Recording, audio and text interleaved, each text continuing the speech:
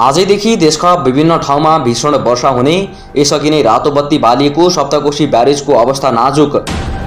अत्याधिक वर्षा भएपछि सप्तकोशी र गण्डकी दुवै बाँध फुटेर भारत डुब्ने पक्का। भारतले लिपुलेक, कालापानी र लिम्पियाधुरा सहितको नेपालको नयाँ नक्सा नस्वीकारे कोशी र गण्डकी बाँध पुनर्निर्माण गर्न नदिने। तत्कालै पुनर्निर्माण नगरिए बाँध फुटेर छिनभरमै भारत डुब्ने। नेपालसँगको दुश्मनीका कारण भारतीयको व्यापार ठप्प। रक्सोलका व्यापारीहरू भन्छन् नेपालले माल सामान नकिनिदिँदा हामी सडकमा आउनुपर्ने अवस्था भइसक्यो। दर्शकवृन्द, भिडियो अन्तिमसम्म हेरी सक्दो सेयर गर्नुहोला।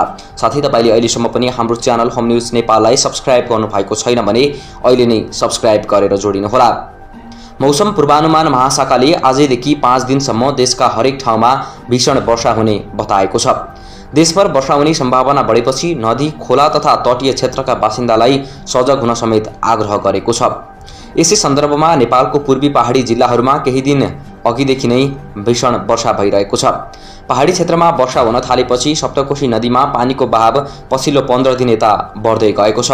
पानीको बहाव उच्च भएपछि सप्तकोशी ब्यारेजमा पनि खतराको सङ्केत स्वरूप रातो बत्ती बालिएको छ। केही दिन अगाडि ब्यारेजका 40 ढोका खोलिएका थिए।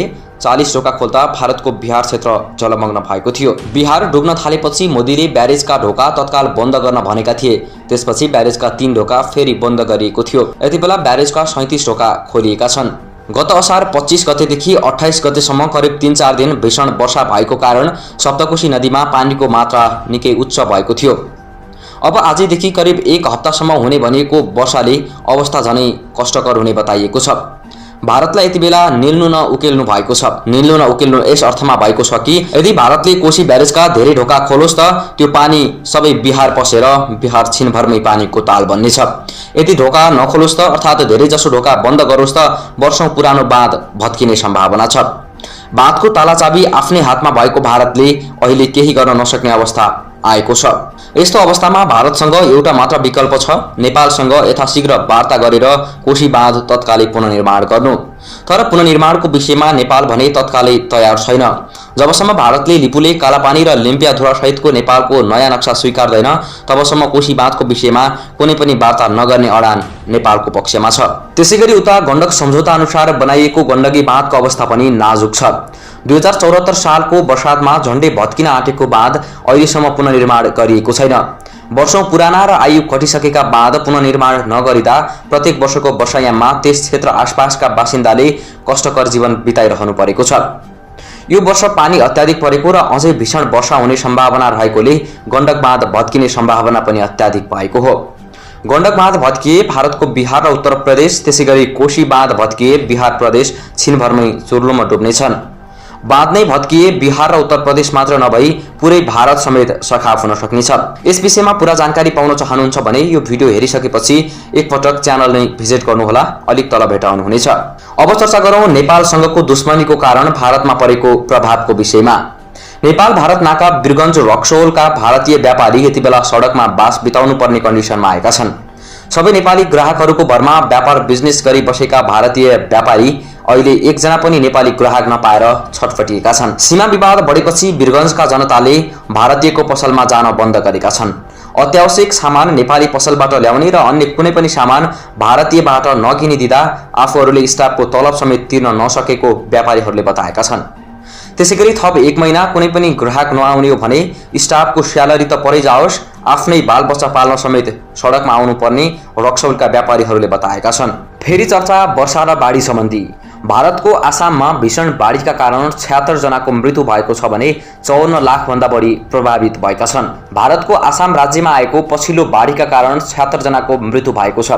राज्यका 30 जिल्लामा उनीहरूको मृत्यु भएको र अरू 54 लाख भन्दा बढी बासिन्दालाई असर परेको अधिकारीहरूले जनाएका छन्। आसाम राज्यको प्रकोप व्यवस्थापन निकायले शनिबार दिएको जानकारी अनुसार शुक्रबारसम्ममा 53,79,017 जना प्रभावित भएका हुन्। प्रभावित भएकाहरूका लागि 552 वटा शिविरहरू पनि स्थापना गरिएका छन्। त्यसैगरी झण्डै 2.5 लाख हेक्टर जमिनमा लगाएको कृषिजन्य पदार्थ पनि नष्ट भएको अधिकारीहरूले जानकारी दिएका छन्। बाढीका कारण झण्डै 76,000 स्थानीय बासिन्दा विस्थापित समेत भएको बताइएको छ। यता नेपालका पनि अधिकांश भूभागमा 4 साउनदेखि 5 दिनसम्म ठूलो वर्षा हुने भएको छ। मौसम पूर्वानुमान महाशाखाले यसअघि 25 देखि 28 असारको भन्दा पनि बढी वर्षा हुने भएकाले ती दिनहरूमा उच्च सतर्कता अपनाउन आग्रह गरेको छ। गृह मन्त्रालय अन्तर्गतको राष्ट्रिय विपद जोखिम न्यूनीकरण तथा व्यवस्थापन प्राधिकरण सहितको जल तथा मौसम विज्ञान विभाग, सिंचाई विभाग, खानी तथा भूगर्भ विभागको संयुक्त पूर्वानुमान अनुसार आइतबारदेखि करिब 1 हप्ता ठूलो क्षति हुने गरी वर्षा हुने भएकाले आफू बसेको ठाउँ कस्तो छ त्यसको आधारमा सुरक्षित रहन ती निकायहरूले सचेत गराइरहेका छन्। प्राधिकरणका कार्यकारी प्रमुख अनिल पोखरेलले आजदेखि 5 दिनसम्म उच्च सतर्क भएर बस्न तथा कुनै पनि उपायबाट सुरक्षित अपनाउन सबैलाई आग्रह गरेका छन्। उनले भने 5 दिनको जोखिमबाट बच्नको लागि स्थानीय सरकारको समन्वयमा सुरक्षित स्थानको व्यवस्था भइसकेको छ। यदि त्यो भएन भने आफन्त कहाँ पाहुना लागेर भए पनि सुरक्षित हुनुहोला। उनका अनुसार घर नजिकै सुरक्षित स्थान नभए सुरक्षित स्थानमा भएका आफन्तहरू कहाँ केही दिन गएर पनि सुरक्षित हुनुपर्छ। वर्षाका कारण धेरै घर परिवार विस्थापित हुन सक्ने वा ठूलो क्षति हुन सक्ने अनुमान हामीले संयुक्त रूपमा गरेका छौं, पोखरेलले भने। नजिकको जनप्रतिनिधि अथवा हामीले दिएका नम्बरहरूमा पनि जुनसुकै बेला फोन गरेर पनि आफू बसेको ठाउँमा कति वर्षा हुन्छ, कहिले वर्षा हुन्छ र त्यो ठाउँ कति जोखिमपूर्ण छ भन्ने बारेमा बुझ्न सकिनेछ।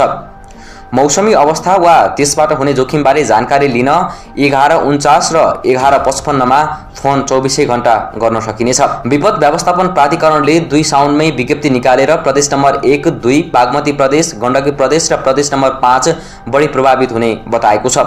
विज्ञप्तिमा भनिएको छ ती प्रदेशका केही स्थानमा भारी वर्षाको सम्भावना छ भने कर्णाली प्रदेश र सुदूरपश्चिम प्रदेशको पनि केही भूभागमा भारी वर्षा हुने सम्भावना रहेको छ। देशका 1-2 स्थानमा अति भारी वर्षा हुनेछ। ठूलो वर्षा हुँदा विशेष गरी साना खोल्सा तथा नदीहरूका आसपासमा बस्ने, पहिलेदेखि नै पहिरोको जोखिम भएको वा धेरै वर्ष अगाडि पहिरो गएको ठाउँहरूमा भएका बस्तीहरूले बढी सतर्कता अपनाउनु पर्नेछ। त्यसैगरी यता नारायणी नदीमा पानीको बहाव बढीसँगै खतराको घण्टी बजेको छ। अविरल वर्षाका कारण नारायणी नदीले जल सतहको तह पार गरेको भन्दै त्यहाँ वरपरका बासिन्दालाई सतर्क रहन समेत अपील गरिएको छ। नारायणी नदी देवघाट बाढी मापन केन्द्रले दिएको जानकारी अनुसार नदीले अहिले सतर्कता तह पार गरेर 7.7 मिटर पुगेको छ। 7.3 मिटर सतर्कता तह रहेको नारायणी नदीमा अहिले जलस्तर बढेर 7.7 मिटर पुगेको हो। आज नै खतरा तह पुग्न सक्ने भएकोले चितवन र नवलपरासीका तटीय क्षेत्रमा उच्च सतर्कता अपनाउन केन्द्रले आम सर्वसाधारणलाई आग्रह गरेको छ। 8 मिटर पानीको बहाव पुगेमा नारायणी नदीलाई खतराको लेभल मान्ने गरिन्छ। यसैबीच नारायणघाटको पुलचोकमा गरेको मापनमा पनि पानीको सतह सतर्कता तहभन्दा माथि पुगेको छ। यहाँ 11 मिटर सतर्कता तह रहेकोमा अहिले पानीको बहाव बढेर 11.12 मिटर पुगेको केन्द्रले जनाएको छ। दर्शकवृन्द, हामी होम न्यूज नेपाल मार्फत तपाईहरुको माझमा पलपलका घटनाहरू जानकारी गराइरहेका छौं। राष्ट्रिय तथा अन्तर्राष्ट्रिय समाचारहरू एकै च्यानलमा हेर्नको लागि हाम्रो च्यानललाई सब्स्क्राइब गर्नु भएको छैन भने सब्स्क्राइब गरेर जोडिनुहोला। हामीले दिने जानकारीहरू तपाईले समयमै हेर्न पाउनु भएको छ या छैन, यदि हेर्न पाउनु भएको छैन भने एकपटक नोटिफिकेसन बटनलाई पनि चेक गर्नुहोला। हामी तपाईहरुको माझमा 24 घण्टा अपडेट लिएर आइरहेका छौं। यो समाचार एवं जानकारीबाट बिदा हुन्छु। हामी नयाँ जानकारीको साथमा तुरुन्तै आउनेछौं। नमस्कार।